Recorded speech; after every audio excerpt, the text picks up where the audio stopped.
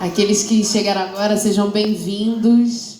A gente vai começar a contação da história, os Itãs, com a Thalita Menique, que veio aqui já e está retornando para a nossa casa no dia de hoje, no nosso terceiro dia de encontro de povos de terreiro, a criança ancestral.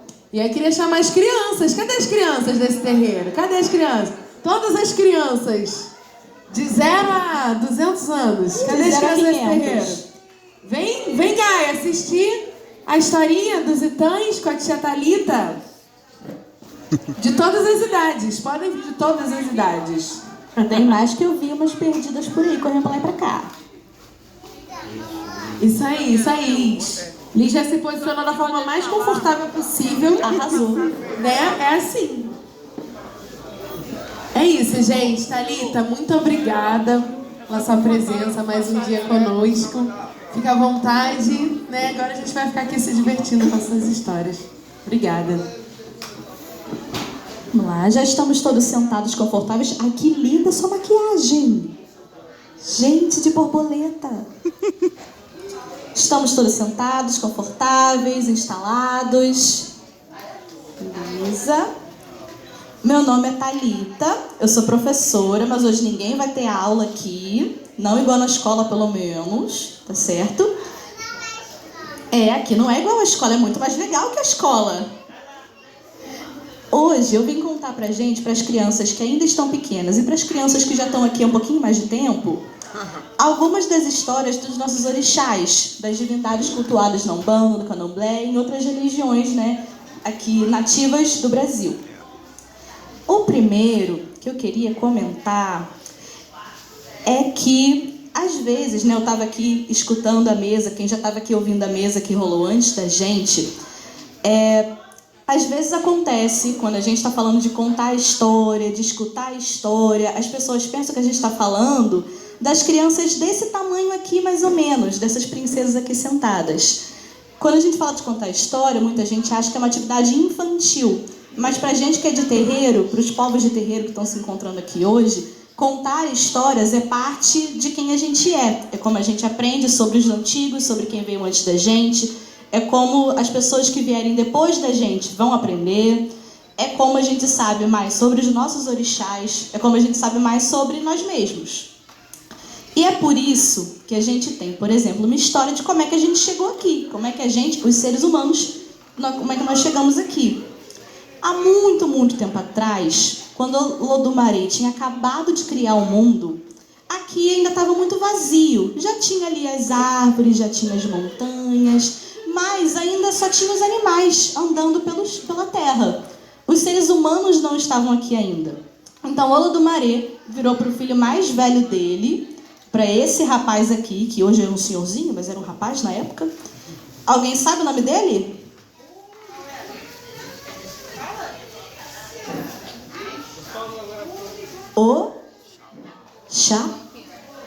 Oxalá! Arrasou!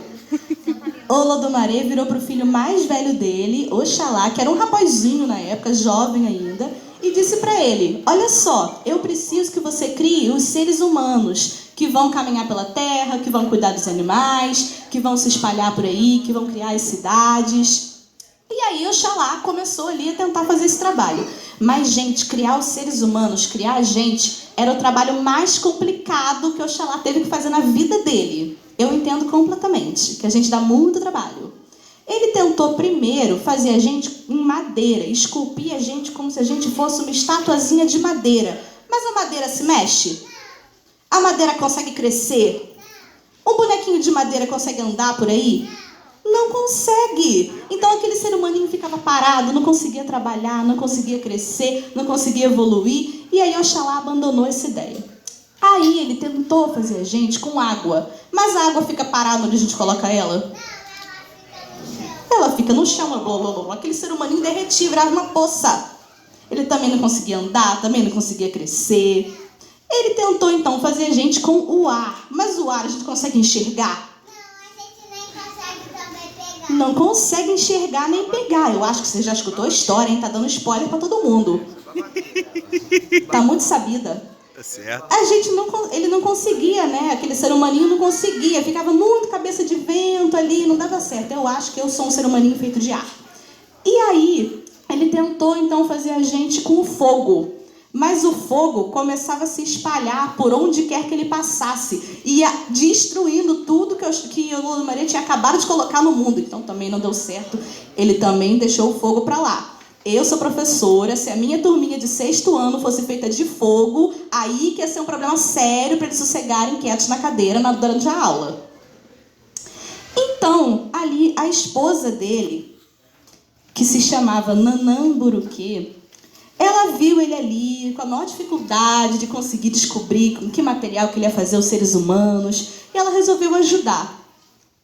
Ela virou para ele e pegou um pouquinho de barro do chão, porque Nanã era a deusa dos pântanos, da lama, do barro, das águas salobras, das águas paradas. Ela pegou um pouquinho daquele barro e entregou na mão de Oxalá. E disse para ele assim, olha só, quer tentar fazer os seres humanos com esse material aqui? E aí Oxalá, que tinha muito juízo, obedeceu a esposa dele. Muito juízo, né? Coisa de uma pessoa com juízo obedecer a esposa, não é não? É. E aí ele começou ali a modelar aquele ser humaninho enquanto Nanã ia falando com ele. Aí ele fez aquele ser humaninho como? Ele colocou uma cabeça em cima de tudo. Nessa cabeça ele colocou olhos para a gente enxergar o mundo à nossa volta. Colocou 2 ouvidos e uma boca para a gente escutar mais do que a gente fala. Colocou um pescoço aqui para segurar nossa cabeça no lugar. Colocou 2 mãos e mãos com 2 braços e mãos com dedinhos para a gente poder pegar o lápis para escrever, para a gente poder segurar ferramentas, né? Ele criou, né, 2 perninhas para a gente poder andar em pé, diferente dos outros animais. E enquanto ele criava aquelas pessoinhas, aquela primeira ali pessoinha, Nanã foi explicando para ele, olha só, eu preciso que um dia essas pessoas me devolvam o meu barro. Porque se eu entregar todo o barro que eu tenho para você criar esses seres humanos, eu vou ficar sem nada para poder reinar. Meu pântano vai ficar vazio, não vai ter barro nenhum, não vai ter lama nenhuma. Esse barro é um empréstimo. Um dia, todas as pessoas vão precisar me devolver esse barro. Para algumas pessoas, esse tempo vai ser muito longo. Para outras pessoas, esse tempo vai ser mais curtinho. Mas todo mundo um dia vai devolver. Desde então, toda vez, né, que a gente não precisa mais do nosso corpo físico, quando a gente vai desencarnar, quando a gente vai voltar a viver no Orum, junto com os nossos ancestrais e com os orixás, aí o nosso corpo fica aqui no Aiê, aqui na Terra. E a gente vai viver lá no Orum, lá com os ancestrais e com os orixás. E esse corpinho volta para Nanã recuperar esse barro e Oxalá criar outras pessoas. Uma coisa muito bonita dessa história, quando a gente já é criança há mais tempo, para pensar sobre essa história, é que essa história nos ensina que o barro que constitui a gente, né, o nosso corpinho hoje, ele um dia fez parte de outras pessoas que vieram antes da gente. Quando elas não precisaram mais do barro que formava o corpinho delas, elas devolveram esse barro para Nanã e nós, essas pessoas que vieram depois, né, nós fomos construídos. Um dia a gente não vai mais precisar do barro que forma o nosso corpo físico. Um dia a gente vai também devolver esse corpo para Nanã. E um dia o barro que nos constrói vai construir outras pessoas que vão vir depois da gente. Os nossos ancestrais, nós e os nossos descendentes, todos fazem parte de um grande contínuo, de um grande ciclo. Todos constituídos por Oxalá, com o mesmo barro entregue por Nanã. Certo? Mas aí, depois que passou mais um tempo, a Lodomaria já tinha criado ali o mundo todo, as pessoas já estavam circulando por aí, os orixás foram começando ali a dividir quem que ia ficar com cada reino da natureza, quem que ia ficar em cada lugar, quem ia reinar de que forma. E aí, para essa moça aqui, alguém sabe o nome dela? Quase, outra água. Água salgada. Iemanjá. Ela ficou com o fundo do mar, ela ficou com água salgada. E quando ela foi lá morar no fundo do mar, O problema é que não tinha nada para ela fazer. No fundo do mar não tinha uma Netflix para ela assistir. No fundo do mar não tinha um Roblox para ela jogar. No fundo do mar não tinha com quem ela conversar, não tinha com quem ela brincar, não tinha com quem ela comer. Então ela ficava muito sozinha. Só tinha ela, a água, a areia e as pedras. Então, Iemanjá foi lá reclamar para Oxalá. Ela foi ligar no SAC, Serviço de Atendimento ao Cliente. Ela foi lá reclamar com ele. Ela saiu do fundo do mar e foi falar com Oxalá. Oxalá, não era você que estava aí criando um monte de gente? Eu quero que você crie filhos para me fazer companhia no fundo do mar. Porque eu fico lá sozinho o dia todo, sem ninguém para brincar, ninguém para cantar. E aí Oxalá, depois de ela reclamar no ouvido dele, ele resolveu atender o pedido dela. Oxalá tocou no ventre de Iemanjá. E aí a barriga dela começou a crescer, e a crescer, e a crescer. E quando não dava mais para crescer, Iemanjá deu à luz a todas as estrelas. Mas não eram as estrelas do fundo do mar, não. Eram as estrelas que ficam brilhando lá no céu. Mas aí Iemanjá estava onde? No fundo do... E as estrelas estavam lá no... céu. Então ela continuava sozinha no fundo do mar. Não adiantou nada, ela continuava sem companhia. Então ela foi lá de novo reclamar com Oxalá. E aí ela reclamou no ouvido dele de novo. Você me arrumou um monte de filho, foi todo mundo morar longe de mim, eu fico vendo eles brilhando lá de longe, eu continuo sozinha. E ela reclamou, até Oxalá aceitar o pedido dela pela segunda vez. Oxalá tocou o ventre de Iemanjá e ele começou a crescer, e a crescer, e a crescer. E quando não dava mais para crescer, Iemanjá deu à luz a todas as nuvens branquinhas, mas elas eram muito leves. E elas flutuaram lá do fundo do mar até lá em cima no céu. Mas aí Iemanjá continuava no fundo do mar. E as nuvens estavam onde? Lá no... Então ela continuava sozinha. Não adiantou nada de novo. E aí ela foi pela terceira vez reclamar com Oxalá. E ela reclamou no ouvido dele. Você me arrumou um monte de criança que é estrela. Você me arrumou um monte de criança que é nuvem. E eu continuo sozinha. Eu quero filhos que vão ficar comigo para sempre, para me fazer companhia. E aí Oxalá resolveu pela terceira vez atender o pedido de Iemanjá. E ele disse para ela, tudo bem, dessa vez você nunca mais vai ficar sozinha no fundo do mar. Ele tocou o ventre de Iemanjá pela última vez. E ele começou a crescer. E quando não dava mais para crescer, Iemanjá deu à luz a todos os peixes, de todos os tamanhos, de todas as cores, de todos os formatos. E esses peixes nadam até hoje nos mares, nos lagos, nos rios, nas lagoas. Na língua Iorubá, que é a língua dos povos que primeiro rezaram para Iemanjá, o nome dela, Iemanjá, significa a mãe dos peixes. A mãe cujos filhos, cujas crianças são peixes. Então todos os peixes que nadam até hoje nos mares, nos lagos, nos rios, são filhos de Iemanjá, que nem a gente. E aí, foi passando mais um tempo ali, as cidades foram crescendo, as pessoas foram se espalhando pelo mundo. E um dia, formou-se um reino muito grande. O rei desse reino era apaixonado por uma comida. Uma comida que ele fazia qualquer coisa para poder comer. Se ele pudesse, ele comia todos os dias. Comida japonesa. Qual é a comida que você mais gosta, comida japonesa? E você? Qual a comida que você mais gosta? Feijão. Ai, que saudável. Um dia eu chego lá. Vocês. Comida preferida? Estrogonofe. Estrogonofe é um must. Estrogonofe é o campeão. E você? Pô, hambúrguer, cachorro quente, coxinha, tanta opção. Pizza. Ora pronobis com angu e pescoço de galinha. Ora pronobis com angu, arrasou. E pescoço de galinha.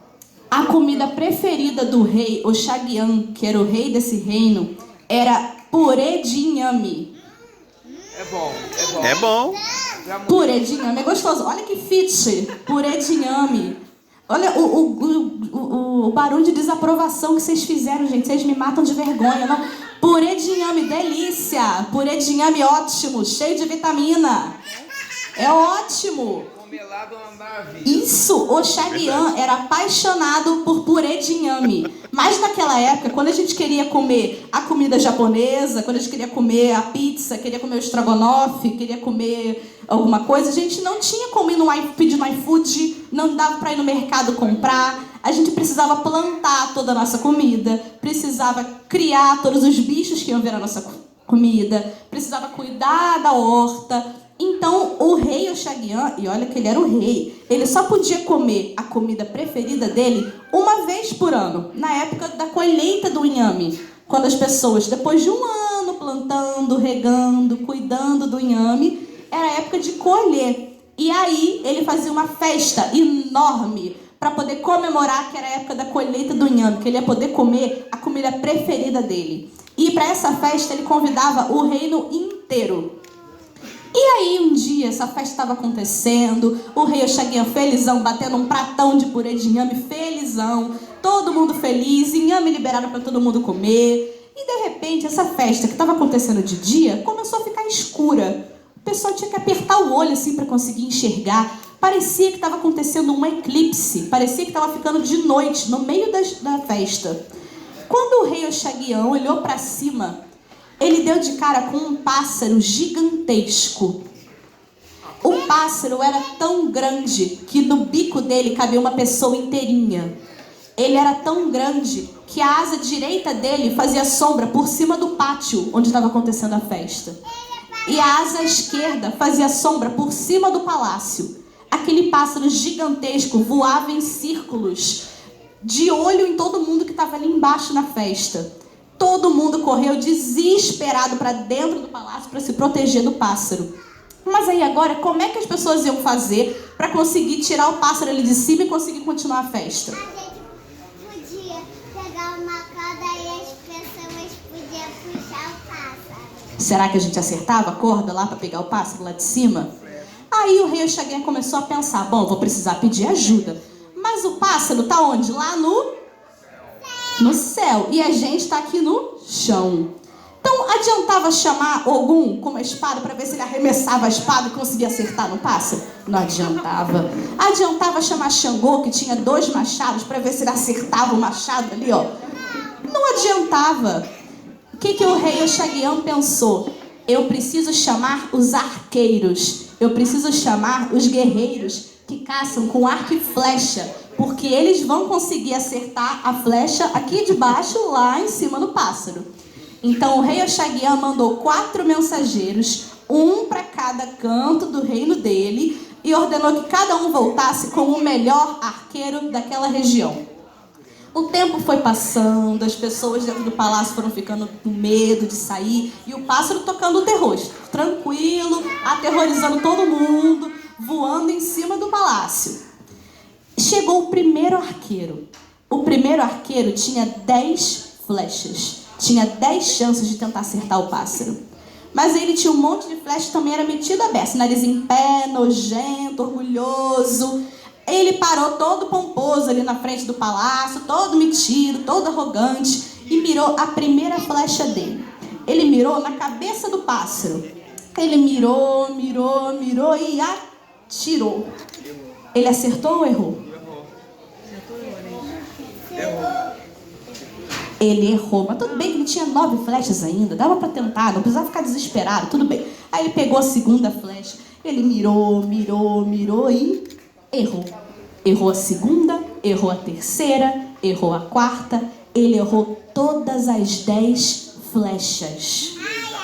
Prometeu tudo, não entregou nada. Mas tudo bem que ainda tinha 3 arqueiros para tentar, tava tudo certo. O segundo arqueiro que chegou tinha 20 flechas. Tinha o dobro de flecha do primeiro arqueiro. Mas ele também tinha o dobro de mitidez. Ele também era metido, também era nojento, também era nariz em pé, também era orgulhoso. E ele parou mais pomposo ainda, ó, na frente do palácio, com as 20 flechas dele. E mirou a primeira flecha no pescoço do pássaro. Aí ele mirou e atirou. Acertou ou errou? Ele errou. a primeira, ele errou a segunda, ele errou a terceira, ele errou as 20 flechas, todas as flechas dele. Também prometeu tudo, não entregou? Nada. Mas tudo bem, ainda tinha mais 2 arqueiros para tentar. Vamos lá, o primeiro arqueiro tinha 10 flechas, lembra? O segundo tinha quantas? 20. O terceiro tinha quantas? 40. O terceiro tinha 40 flechas. Tinha o dobro do dobro. E também tinha o dobro do dobro de metido, de arrogante, de nariz em pé, de nojento. Ele parou na frente do palácio, todo pomposo, com as 40 flechas dele, e mirou na barriga, no bucho do pássaro. Aí ele mirou e atirou. Acertou ou errou? Errou. Ele errou a primeira, ele errou a segunda, ele errou a terceira, ele errou as 40 flechas. Nenhuma passou nem pertinho do pássaro, mas nem ali para depenar uma peninha daqui de cima, nem para pegar na unhazinha do pé, não chegou nem perto do pássaro. Hoje a gente ia mandar o arqueiro ir no médico, ver se tem que botar um óculos, ver se tinha que ajustar ali, mas ele errou todas. Só sobrou um arqueiro. Só tinha um arqueiro mais para tentar combater o pássaro. O primeiro tinha 10 flechas. O segundo tinha 20. O terceiro tinha 40. O quarto arqueiro era Oxóssi. Oxóssi tinha quantas flechas? 80. Uma flecha. Ele só tinha uma flecha. Quando Oxóssi saía para caçar, ele dizia que ele só atirava quando ele tinha certeza. Ele mirava até ter certeza de que aquela flecha ia acertar. Por isso ele só precisava de uma flecha. Confiante, autoestima. Mas ele não era metido, nem arrogante, nem nariz em pé, que nem os outros arqueiros. Ele parou quietinho na frente do palácio e mirou a única flechinha dele. Todo mundo mirando junto para ajudar o Oxóssi. Bora, todo mundo também, ó. E mirou a única flechinha dele no peito do pássaro. Mas na hora que ele ia soltar a flecha, ele falou bem baixinho, só para ele e para o pássaro escutarem: que o peito do pássaro aceite meu presente. E soltou. Acertou ou errou? Acertou ou errou? Acertou ou errou? Ele acertou no meio do peito do pássaro. E o pássaro era tão grande que ele fez um barulhão quando ele caiu lá de cima. Isso, um barulhão assim. Exatamente este barulho. E aí Oxóssi, como recompensa, ganhou metade do reino de Oxaguian. E as pessoas foram perguntar pra ele: mas Oxóssi, vamos lá, vamos conversar aqui rapidinho. Chamaram lá um moço que tinha 10 flechas, ele não acertou nenhuma. Aí chamaram lá um outro cara que tinha 20, ele também não acertou nada. Chamaram um que tinha 40, ele não acertou nada. Você acertou com uma flecha? Como é que você fez isso? Sabe o que Oxóssi respondeu? Oxóssi respondeu que quando a gente sabe para onde a gente mira, basta uma flecha. Quando a gente sabe qual é o nosso objetivo, qual é o nosso sonho, o que a gente deseja, o que a gente almeja, basta uma oportunidade, uma tentativa, uma flecha. E é por isso que a gente conta até hoje a história de Pai Oxóssi. Para a gente lembrar que a gente pode pedir para ele não só a vontade para ir à caça dos nossos objetivos, mas que a gente pode aprender a usar qualquer oportunidade que apareça na nossa frente. Essa única oportunidade, essa única flecha, pode ser tudo que a gente precisa para conseguir acertar nos nossos sonhos, sim. E foi passando mais um tempinho, e as aldeias foram crescendo, e as cidades, os impérios foram crescendo, até que a população na Terra estava tão grande que Olodumaré precisou criar Iku, precisou criar a morte, porque as pessoas já estavam há muito tempo morando aqui na Terra. E alguém precisava começar a devolver o barro para Nanã. Lembra que a gente contou lá na primeira história? Para que Nanã recuperasse o barro das pessoas que já não precisavam mais desse corpo físico aqui. As pessoas iam morar no Orum e deixavam o corpo físico aqui. Então isso precisava começar a acontecer. Então Olodumaré criou Iku e disse para ela correr o mundo e para dar cabo, né? Para matar as pessoas que estavam andando por aí pelo mundo. Mas Iku não tinha discernimento, ela não tinha cabeça, ela não tinha discernimento para escolher quem que ia, quem estava na hora, quem não estava na hora. ela saía ceifando a vida de todo mundo que aparecesse no caminho. Até que o caminho dela se cruzou com 2 rapazes, com 2 garotinhos. Os nomes deles eram Taió e Caindê. Eles eram os ibejis, eles eram os orixás gêmeos, os orixás crianças. Mais ou menos do tamanho do seu. Mais ou menos. Eles eram iguaizinhos, eles usavam a mesma roupa, eles usavam um cabelo igual. Não dava para diferenciar um do outro, olhando para eles assim. Eram iguaizinhos. E eles estavam passeando aí por uma estrada, correndo o mundo, explorando, vivendo aí a vida deles, tocando um tamborzinho e o outro dançando. Eles estavam passeando para lá e passeando para cá, até que eles escutaram as pessoas gritando com medo de Iku, com medo da morte. E aí, o que eles fizeram pensando mais rápido do que todo mundo? Um deles se escondeu para dentro do mato, na beira da estrada. O outro ficou ali paradinho tocando seu tambor. Até que Iku cruzou o caminho deles. E Iku começou a gritar com ele: "Ô garoto, o que você está fazendo aqui? Você não sabe que eu sou a morte, não? Você não tem medo de mim?" E o garoto, até hoje ninguém sabe se ali quem estava era Taió ou se era o Caindê, porque os dois eram iguaizinhos. Ele respondeu para a morte: "Eu não tenho medo de você não, mas já que a gente está aqui, não quer fazer uma aposta comigo não? Vamos fazer o seguinte, eu vou tocar no tamborzinho e você vai dançar. Quem cansar primeiro, quem não conseguir mais continuar, tem que sair daqui e sem levar a vida de ninguém." Mas a morte pensou: "Poxa, mas o menino vai o quê? Tocar o tambor, eu vou dançar. Dançar cansa muito mais do que tocar tambor." E falou isso pra ele: "Mas eu vou cansar muito mais rápido que você vai só tocar aí parado quietinho, eu vou ter que ficar dançando?" E aí o menino debochado respondeu: "Nossa, mas você é a morte. Você é Iku, você é toda poderosona. Você vai cansar antes de um menininho tão pequenininho assim?" Aí ele pegou no ego, ele pegou na vaidade de Iku, que geralmente é por onde as pessoas, perdem as coisas. E aí a morte aceitou, Iku aceitou a aposta. E o garoto começou a tocar seu tamborzinho, e ele continuava tocando, e aí Iku começou a dançar. E continuou a dançar, e continuou a dançar.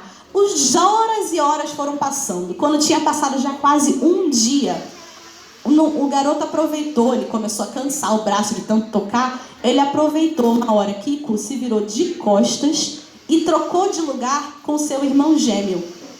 O que estava cansado se deitou para descansar, e o que tinha acabado de descansar veio para revezar com ele e continuou tocando o tambor.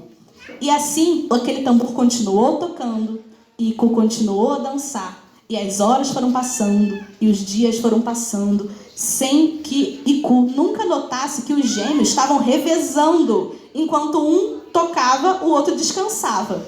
Mas teve uma hora que Iku, mesmo poderosa, mesmo invencível, mesmo incrível, não aguentava mais. Ela já tinha passado pelo forró, pelo jongo, pelo samba, pelo balé, por todos os tipos de dança que a gente pode imaginar. Ela já não tinha mais coluna, não tinha mais joelho, já estava lá com o calcanhar doendo, já estava com a lombar doendo, já estava com o ciático pegando. Iku não conseguia mais continuar dançando.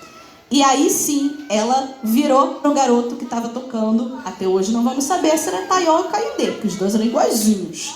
E virou para ele: "Tudo bem, cansei, tô com a coluna aqui pegando, minha lombar aqui, ó, já era, joelho doendo a beça, não consigo mais, cansei, cervical aqui já era, não dá, vou daqui direto pro Pilates, não consigo mais, estou com dor, eu perdi." E aí os ibejis cobraram a aposta. "Então você perdeu a aposta, você sai daqui sem levar embora a vida de ninguém." Assim que Iku se afastou daquele vilarejo, os ibejis foram direto até o Lodumaré e contaram para ele, porque o Lodumaré vivia lá no Orum, muito longe da terra, muito longe do Aie, e não sabia como as coisas estavam acontecendo aqui. E os ibejis, mais do que depressa, foram até ele para explicar. Iku estava levando as pessoas sem discernir, sem escolher de quem era a hora. Ela não podia fazer isso. O Lodumaré, então, a partir dali, a partir da ação dos ibejis, decidiu que só ele ia decidir de quem era a hora de ir embora. Que precisava sim ter um momento em que as pessoas fossem desencarnar. Precisava sim ter um momento em que as pessoas fossem devolver o barro para Iku, para Nanã, Mas essa hora só seria decidida por Olodumare e não por Iku. Bom, eu gostaria de agradecer o convite da Única para poder estar aqui hoje contando as histórias para as crianças e para quem é criança há mais tempo, porque dentro de cada um dos adultos que estão aqui presentes ainda existe uma criança, e a gente não está nem falando de Herê, necessariamente, a gente está falando da criança que a gente foi um dia, que ainda existe adormecida aqui dentro da gente e que ainda gosta de escutar histórias. Porque escutar a história, contar a história, não só as histórias, né, dos orixás, mas todo tipo de história, é uma coisa intrínseca do ser humano. Faz parte da gente onde quer que a gente esteja. Toda cultura ao redor do mundo tem a prática de ouvir e de contar histórias. E se a gente não gostasse de história, ninguém gostava de fofoca, né? Fofoca nada mais é que uma história muito bem contada, aquela sua prima fofoqueira, na verdade uma contadora de histórias com talento mal aproveitado, entendeu? E eu gostaria de agradecer. Se alguém ainda tiver alguma pergunta, de repente, ou sobre o trabalho, ou sobre as histórias, acho que a gente ainda tem um tempinho, dá para responder, eu acho. Alguém tem pergunta, gente? Alguém tem história? Alguém tem alguma pergunta? Uma pergunta pra ti? Eu gosto de tubarão. Você gosta do tubarão? É um dos peixes lá que são filhos de Iemanjá também. Tubarão também, tá dentro do pacote. Iemanjá gosta de cachoeiras? Ela gosta de todos os tipos de água. Lá na Nigéria, que foi o país onde as pessoas... Quanto custa? Depois a tia pode falar com a mamãe, tá bom? Mas sabia... Vem cá rapidinho, deixa eu contar um segredo. Sabia que lá na Nigéria, que é o país onde as pessoas começaram a rezar para os orixás, Iemanjá era cultuada nas cachoeiras e nos rios? É um segredo. Tem gente até hoje que não sabe. A gente aqui no Brasil, a gente reza para ela no mar. E a gente colocou Mãe Oxum nas cachoeiras, porque aqui é diferente. Mas ela sabe que a gente está rezando para ela também. Não sabe? Então tá de boa. Agora só você sabe esse segredo, tá? Obrigada. Mas alguém quer perguntar alguma coisa? Acho que tem um microfone aí.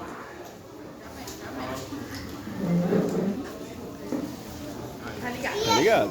Como é que você conseguiu assimilar a sua formação com incluindo a história, o Yorubá, a história dos orixás na sua vida?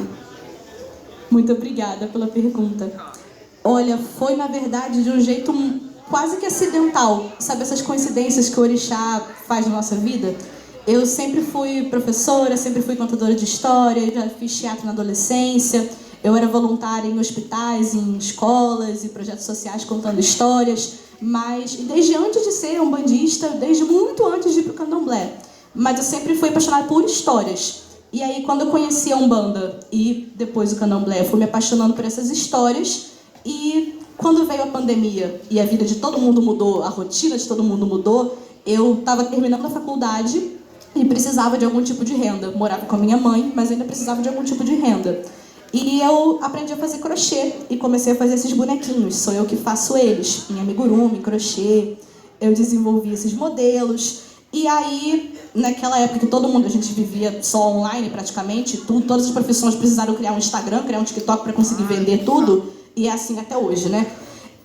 Eu criei um Instagramzinho e comecei a postar fotos deles. E depois comecei a postar vídeos contando uma história. Cada bonequinho que alguém encomendava, eu postava uma história deles, pensando, bom, as pessoas vão parar para eu escutar a história e vão acabar olhando o bonequinho, vão achar bonitinhos e vão comprar.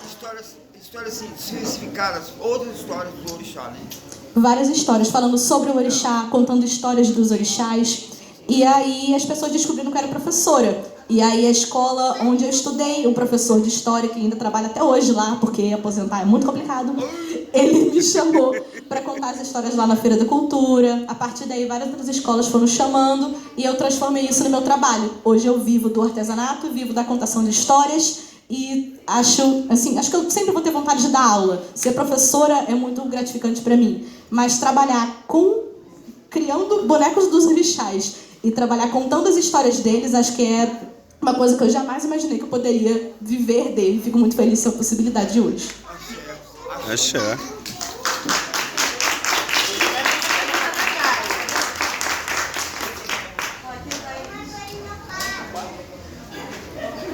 Esqueceu? Então, ó, essa amiga vai perguntar, aí se você lembrar, eu trago pra você de novo, tá? Mas como é que Oxum conseguiu ser Oxum? Oxum. Muito tempo atrás, a língua Yorubá, que é a língua dos povos que rezaram primeiro lá para os orixás, era uma língua ágrafa, era uma língua que não tinha representação escrita naquela época. Hoje em dia tem. Hoje em dia eles usam o mesmo alfabeto que a gente usa para escrever em português, as mesmas letrinhas, mas eles escrevem de um jeito diferente, o som das letras também é diferente, que nem no inglês, que nem no espanhol, que nem no francês, é também assim no Yorubá. Então existe gente que escreve Oxum, Oxum escreve com S, mas falando tem esse mesmo som, Oxum, e tem gente que escreve Oxum com o X mesmo, depende de como a gente quer representar o som. Mas os dois estão certos, o orixá não fica preocupado não de como a gente está escrevendo. E aí, Gabi, você quer perguntar? Não? Mais alguém, gente, quer perguntar? E como é que Oxum, então, conseguiu se encaixar no meio delas? Delas? Oxum, como assim? Oxum, escrito com X? Não, pera. Acho que a gente não entendeu sua pergunta, desculpa. Não. Como é que Oxum conseguiu se encaixar com as pessoas? Como é que é o Oxum surgiu? Como é que o Oxum... Ah. Como é que ela se tornou orixá? No orixá. Como ela virou um orixá, quer Onde dizer? o Oxum se encaixa na história do orixá? Aqui hoje, a tia não trouxe a história de Mãe Oxum, porque a gente tinha pouquinho tempo, aí a tia escolheu algumas histórias que dava para todo mundo escutar. Mas tem a história sobre Mãe Oxum. E os povos Yorubá, que são esses povos que rezaram para eles, acreditavam que os orixás foram reis e rainhas um dia, que eles viveram aqui na Terra e que depois que eles morreram, eles se tornaram orixás, se tornaram divindades. São ancestrais. Então existe lá na Nigéria até hoje uma cidade onde todo mundo cultua a Mãe Oxum. Eles acreditam que ela foi uma rainha que viveu muito tempo atrás, que foi a matriarca, que foi a fundadora daquele império. Entendeu? Mas como é que, então, a Oxum conseguiu voltar como rainha? Ela já estava aqui primeiro, ela nasceu, ela cresceu, ela casou, ela teve filhos, e ela era uma rainha. Depois que ela morreu, ela se tornou um orixá. Ela vive no Orum com os outros orixás, onde a gente vai morar um dia, se você acreditar nisso. Mas como é que ela vive lá e ela também aqui? Porque quando a gente está lá no outro plano, as coisas funcionam diferente. Eles se preocupam em cuidar da gente. E a gente que vive aqui no Aie cultua eles para que a gente não esqueça sobre eles. Mas que a gente esquecer sobre eles, o que acontece? A gente não vai deixar isso acontecer, não se preocupa. Mas o que acontece quando ele começa?